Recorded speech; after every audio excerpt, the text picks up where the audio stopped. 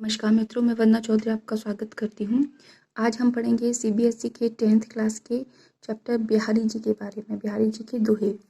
और इससे पहले बिहारी जी के बारे में थोड़ा जान लेते हैं। बिहारी जी का जो जन्म था वो 1595 ईस्वी में ग्वालियर में हुआ था और उनके जो पिता थे वो उनका नाम था केशव राय। बिहारी जी की जो मृत्यु थी वो 1663 ईस्वी में वृंदावन में मानी जाती है। बिहारी जो थे वो रीतिकाल के बहुत ही प्रसिद्ध कवि थे। बिहारी जी के जीवन को परिलक्षित करता हुआ एक दोहा है, वो ये है कि जन्म ग्वालियर जानिए खंड बुंदेलवाल, तरुणाई आई सुघर मथुरा बसे ससुराल। अर्थात उनका जो जन्म था वो ग्वालियर में हुआ था और उनका जो बाल्यकाल भी था वो बुंदेलखंड में भी था और उनकी जो जवानी का काल था वो उनकी ससुराल मथुरा में भी था। बिहारी जी की जो रचनाएं हैं वो सिर्फ एक ही पाई गई है, वो है बिहारी सतसई, जिसमें 719 दोहों के बारे में जानकारी मिलती है। बिहारी जी ने अपनी हर एक रचना में गागर में सागर भर दिया, इसका अर्थात वो कम शब्दों में अधिक बात बोलते थे, इसीलिए उनको उनकी जो दोहे और जो भी सोठ हैं, उनकी रचनाएं हैं, उनमें कम शब्दों में बहुत अधिक बात कहने का जो महत्व है वो बिहारी जी के अलावा किसी और कवि में नहीं मिलता है। बिहारी जी के जो काव्य रचनाएं हैं उनके बारे में बहुत से कवि और साहित्यकारों का जो एक दोहा जो बोलते हैं कवि बिहारी के बारे में वो ये है कि सतसैया के दोहरा ज्यों ना बके तीर, देखन में छूटे लगे घाव करे गंभीर। अर्थात वही जो बात है कि बिहारी थोड़ी सी बात में ही बहुत बड़ी बातें कह दिया करते थे, यही उनकी एक बहुत बड़ी काव्यगत विशेषता थी। इसी के साथ हम पहले दोहे का संदर्भ देखते हैं कि प्रस्तुत पद्य खंड पाठ्य पुस्तक स्पर्श की बिहारी के दोहे नामक पाठ से अवतरित है। इसके रचयिता बिहारी जी हैं और पहले दोहे का जो प्रसंग है, प्रस्तुत दोहे में कृष्ण के रूप सौंदर्य का वर्णन किया गया है। ये संदर्भ जो है वो हर एक दोहे में एक रहेगा और जो प्रसंग है वो हर एक दोहे के साथ बदलता जाएगा। तो मैं साइड में इस चीज़ को नोट दिखाऊंगी, तो आप उस चीज़ को नोट कर लीजिएगा। तो हम दोहा पढ़ते हैं, शुरू करते हैं। पहला दोहा है, सोहत ओढ़े पीत पटु श्याम सलोने गात, मनौ नील मन सैल पर आतव पर्यो प्रभात। इस दोहे में बिहारी जी ने भगवान श्री कृष्ण के जो रूप सौंदर्य है उसके बारे में बताया गया है। उन्होंने कहा है कि सोहत ओढ़े पीत पट, सोहत माने सुंदर लगता है, ओढ़े माने जो ओढ़ रखा है, पीत पट माने पीला वस्त्र, श्याम माने श्री कृष्ण ने, सलोने गात अपने सुंदर सलोने, गात माने शरीर पर। अर्थात जो भगवान श्री कृष्ण ने अपने सलोने शरीर पर जो पीला वस्त्र ओढ़कर रखा है वो कैसा लग रहा है। मनो नील मन सैल पर आतप पर्यो प्रभा। मनो माने मानो। अब जहाँ मनो जनो जानो हूँ इस तरह के जब वर्ड आते हैं तो उस काव्य में होता है उत्प्रेक्षा अलंकार। तो यहाँ पर हम उत्प्रेक्षा अलंकार का देखते हैं और इसमें है नीलमणि सैल पर। ऐसा लग रहा है जैसे कि नीलमणि नामक जो एक सैल है, जो पर्वत है जहाँ पर नीलमणियाँ होती हैं, उस पर सुबह का जो प्रभात होता है, सुबह की जो धूप होती है, धूप होती है थोड़े सुनहरे रंग की, येलो कलर की, तो वहाँ पर ये जो धूप का जो कलर है वो उन्होंने उनके वस्त्रों के साथ लिया है और नीलमणि जो सैल का जो कलर है, जो रंग है, वो भगवान श्री कृष्ण के शरीर को उन्होंने तुलना की गई है। कहने का तात्पर्य ये है कि भगवान श्री कृष्ण का जो सुंदर शरीर है, जो सुंदर रूप है, वो इस तरह से लग रहा है जैसे कि नीलमणि जो पर्वत है उस पर सुबह का जो प्रभात है, सुबह की जो किरणें हैं वो पड़ रही हों, उसी तरह से भगवान श्री कृष्ण पीले वस्त्रों में लग रहे हैं, सुंदर लग रहे हैं। कहलाने एकत बसत अहि मयूर मृग बाग, जगत तपोवन सो कियो दीर्घ दाग निधाग। अब इस दोहे के आपको दो अर्थ मैं आपको बताऊंगी, जो बिहारी जी ने सच में इसको बहुत ही सुंदर तरीके से, कहते हैं ना कि थोड़े से में ज़्यादा इसका अर्थ है, तो वही इसका अर्थ है, मैं आपको समझाती हूँ।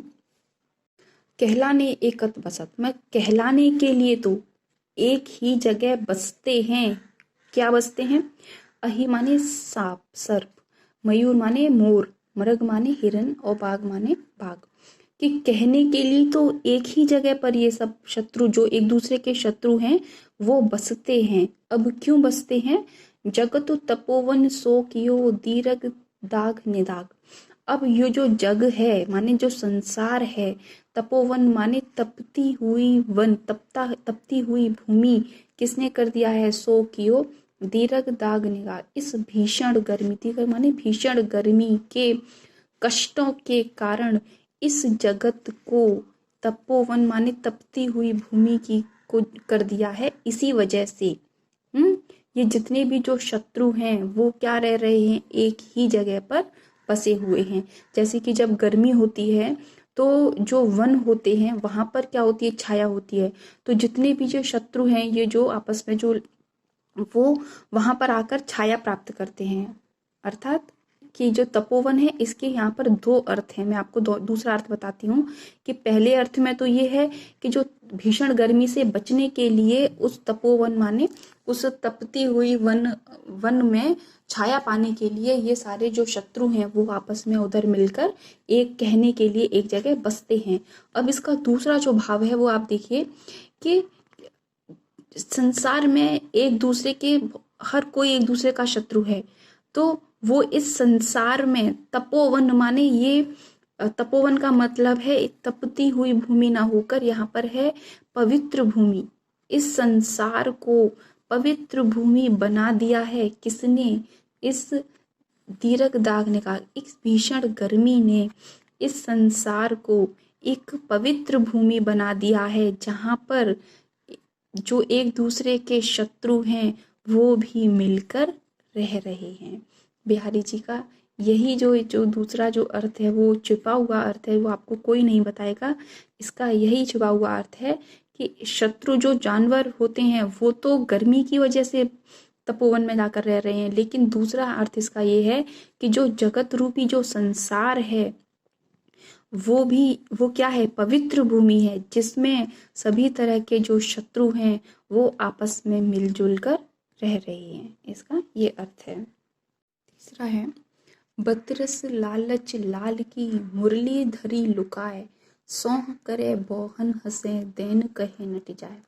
अब इस दोहे में भगवान श्री कृष्ण और गोपियों के बीच में जो नोकझोंक हो रही है उसको यहाँ पर दर्शाया गया है कि बतरस लालच लाल की, कि बतरस माने बातों का रस, लालच माने बातों के रस के लालच में, लाल की, लाल माने यहाँ पर श्री कृष्ण की मुरली धरी लुकाए, कि जो गोपियां हैं उन्होंने भगवान श्री कृष्ण से बातों, क्योंकि उनके पास मुरली होती थी तो वो सिर्फ मुरली बजाते रहते थे, उनसे बात नहीं करते थे। तो उन्होंने क्या किया कि भगवान श्री कृष्ण से बातों के लालच को प्राप्त करने, बातों के रस को प्राप्त करने के लालच से उन्होंने उनकी मुरली को छुपा दिया था। ठीक, मुरली धरी लुकाए माने छुपा देना। गोपियों ने भगवान श्री कृष्ण से बातों के रस प्राप्त करने के लालच से उनकी मुरली को छुपा दिया। सौह करें बोहन हंसे देन कहीं नट जाए।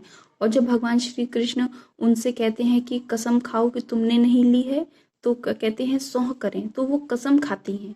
सौह करें, बोहन हंसे, और मन ही मन, बोहे मन मतलब जैसे कि हम जब शरारत करते हैं तो हमारी जो भाग भंगिमाएं जो होती हैं, भौं की जो होती हैं, उनमें एक झूठ का जो पुट होता है वो अपने आप चेहरे पर दिख जाता है। तो यहाँ पर वही भाव है कि वो झूठ मूठ के लिए कसम भी खाती हैं और मन ही मन हंस रही हैं, लेकिन जब उनसे भगवान श्री कृष्ण देने के लिए कह रहे हैं देन कहे नट जाए, और तो वो नट माने मना कर देती हैं देने के लिए। जब वो भगवान, जब कृष्ण उनसे मांगते हैं कि मेरी बांसुरी दो, तो वो कसम खाती हैं कि हमारे पास बांसुरी नहीं है, और मन ही मन झूठ मूठ का हंसती मतलब दिखावा करती हैं कि हम तो मतलब इनको ऐसे ही कह रहे हैं कि हमारे पास नहीं है, लेकिन है। और जब वो उनको देने के लिए कहते हैं तो वो उनको मना कर देती हैं। इस दोहे का यही भाव है। कहत नटत रीजत खिजत मिलत खिलत लजयात, भरे भवन में करत है नैनन ही सब बात। अब इस दोहे में बिहारी जो प्रेमी और प्रेमिकाएं होते हैं वो किस तरह से नैनों ही नैनों में मतलब आंखों ही आंखों में बातें करते हैं, उस भाव को यहाँ बताया गया है कि कहत माने कहते हैं, आंखों से ही कहते हैं। नटत माने मना करना, आंखों ही आंखों में क्या करते हैं, मना भी कर देते हैं। रीजत माने होता है मोहित होना, एक दूसरे के ऊपर मोहित भी होते हैं। खिंचत माने खिंचा भी जाते हैं, मतलब बनावटी गुस्सा भी दिखाते हैं। मिलत माने मिलने, आंखों ही आंखों में उनका मिलन भी कर लेते हैं। खिलत माने और खुशी का भी इजहार कर देते हैं। और लज्जात माने और उनको लज्जा भी आ जाती है। अब यहाँ पर ये जो सारे वर्ड हैं इनका जो अर्थ है वो यहाँ से है, भरे भवन में करत हैं नैनन ही सब बात। अब कह रहे हैं कि जो नायक और नायिका हैं वो भरे भवन, भरे हुए भवन, मानो कि बहुत भीड़ हो और उसमें अगर नायक नायिका आस थोड़ा थोड़ा दूरी पर हो तो वो किस तरह से बातें करते हैं कि नैनो ही नैनो में एक दूसरे से बातें कर लेते हैं, कि उसमें एक दूसरे से कह भी देते हैं बातों को, मना भी कर देते हैं आंखों ही आंखों में, खिसिया भी जाते हैं। खिजत रिजत माने एक दूसरे की बातों पे मोहित भी हो जाते हैं। मिल भी, आंखों से आंखों का मिलन भी हो जाता है और खुशी भी महसूस करते हैं और एक दूसरे की बात पर लज्जा भी जाते हैं। तो यहाँ पर बिहारी कह रहे हैं कि जो प्रेमी प्रेमिका हैं वो उन्हें कोई परवाह नहीं है कि यहाँ कहीं पर कितने भी लोग हों, उनकी अपनी आंखों ही आंखों में सारी बातें वो कर लेते हैं। का तात्पर्य ये है कि नायक और जो नायक और नायिका होती है उनको ज़रूरी नहीं है कि वो अपने एक दूसरे से मिलकर बात तो मुंह से ही बातें करें। उनका मतलब ये है कि चाहे कितने भी लोग हों उस भरी भीड़ में भी वो एक दूसरे से अपनी आंखों ही आंखों में बातें कर लेते हैं। यहाँ पर बिहारी जी का यही कहने का भाव है। बैठी रही अति सघन बन, बैठी सदन तन माह, देखी दोपहरी जेठ की छाया हो चाहती छा। अब इस दोहे में जो छाया है उसके बारे में बताया गया है कि जो जेठ की दोपहरी होती है, जेठ माने हिंदू कैलेंडर का ज्येष्ठ महीना जो होता है, आधा मई से आधा जून तक होता है ज्येष्ठ। जेठ की गर्मी में जो भीषण गर्मी पड़ती है तो तब पेड़ों की जो, मान लो कोई सिंगल पेड़ खड़ा हुआ है तो उसकी जो छाया है वो आपको नहीं दिखाई देगी। भीषण गर्मी, जेठ की गर्मियों में आप बताया जा रहा है यहाँ पर कि जो छाया है उन पेड़ों, जो नॉर्मल पेड़ों की छाया है वो भी वहां पर नहीं दिख रही है। वो कहाँ दिख रही है, बैठे रही अति सघन वन, कि जो आपको छाया जो मिलेगी वो कहाँ मिलेगी, अति सघन वन, जो बहुत ज्यादा घने पेड़ होंगे, जो वन होंगे वहां पर ही आपको छाया मिलेगी। बैठे सदन तन महा, ठीक, जो मतलब छाया है, छाया के बारे में बताया कि तरह तरह की छाया हो सकती है, चाहे वो शरीर की हो या वो पेड़ों की हो या कैसी भी तरह की छाया हो। तो यहाँ पर उस भाव को बताया गया है कि बैठे सदन तन माह, बैठी माने खुस गई है, सदन तन माने मेरे शरीर रूपी घर में, माह माने मेरे शरीर, मेरे तन को घर समझकर मेरे शरीर की जो छाया है वो भी मेरे अंदर घुस गई है। देखी दोपहरी जेठ की छाया उचाती जा। अब यहाँ पर इस भाव का मतलब ये है कि जब जेठ की गर्मी में जब सूर्य आपके सिर के ऊपर होता है तो आपके शरीर की जो छाया होती है वो भी क्या हो जाती है, वो भी दिखाई नहीं देती है। यहाँ वही भाव है कि इतनी भीषण गर्मी हो रही है कि जो मेरे शरीर की छाया है वो भी मेरे शरीर के अंदर घुस गई है छाया पाने के लिए। देखिए दोपहरी जेठ की छाया, और इस दोपहर की जेठ की गर्मी को देखकर जो छाया है वो भी छाया पाना चाहती है, मतलब बेहद ज्यादा भीषण गर्मी पड़ रही है। यहाँ पर इसका यही भाव है। कागज पर लिखत न बनत, कहत संदेश लजात, कही है सब तेरो हियो मेरे हिय की बात।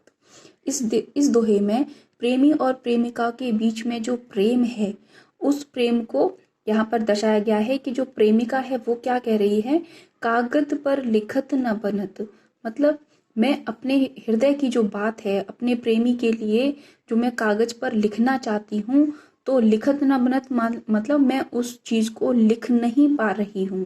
कहत संदेश लजात, लेकिन और मुझे कहने में भी, उस संदेश को कहने में भी लज्जा आ रही है।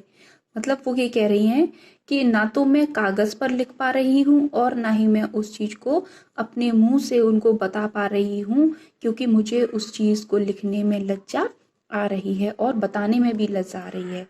कही है सब तेरो हियो, मेरे हिय की बात। और प्रेमिका कह रही है कि जो मैं लिखना चाहती हूँ या जो मैं बताना चाहती हूँ वो कही हो सब तेरो हुई हो, वो सब कुछ तुम्हारा हृदय ही तुम्हें बता देगा। मेरे की जो बात है, जो मेरे हृदय में तुमसे जो कहना चाह रहा है वो तुम अपने हृदय से पूछ लो, वही तुमको सारे मेरी जो बात है वो बता देगा। मेरे हृदय की बात मतलब मेरे हृदय की बात को तुम्हारा हृदय खुद ही तुम्हें बता देगा अगर तुम उससे पूछो तो।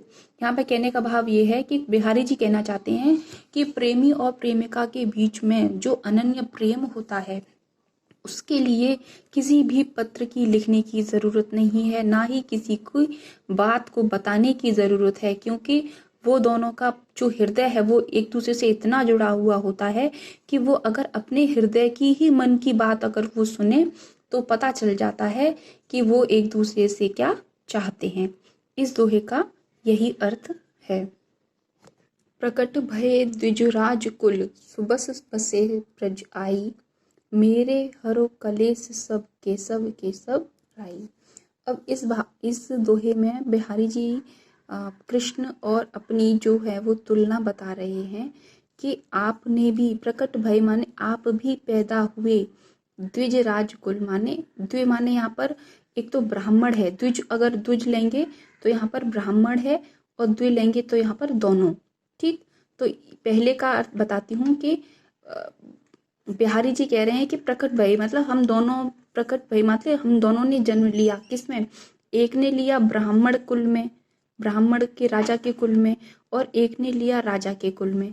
तो भगवान श्री कृष्ण ने राजकुल में जन्म लिया था और बिहारी जी थे उन्होंने ब्राह्मण कुल में जन्म लिया था। तो यहाँ पर दोनों का अर्थ एक ही है, एक ऐसा अलग बताया गया है।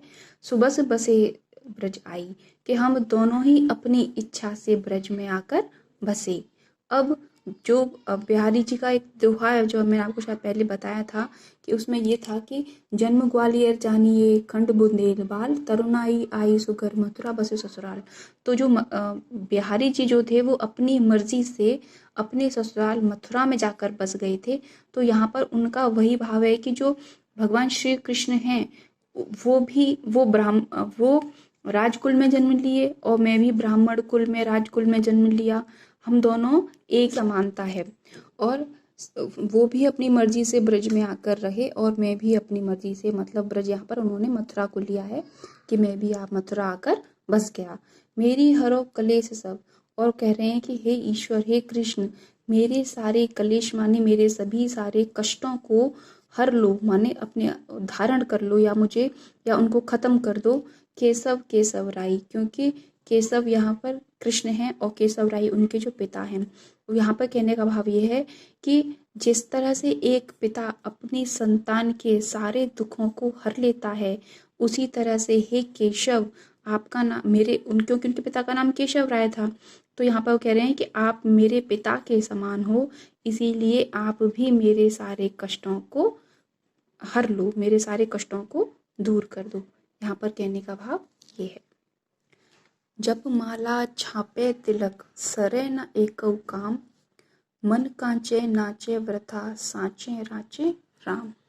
तो हमें बिहारी जी बताना चाहते हैं कि जप माला छापे तिलक, कि जो माला जपते हैं, छापे तिलक लगाते हैं, सरे न एकौ काम, उनके एक भी काम नहीं बनते हैं। क्योंकि जो ढोंगी भक्ति करते हैं, छापे तिलक लगा के झूठी भक्ति करते हैं, उनके एक भी काम नहीं बनते, ये कहा है।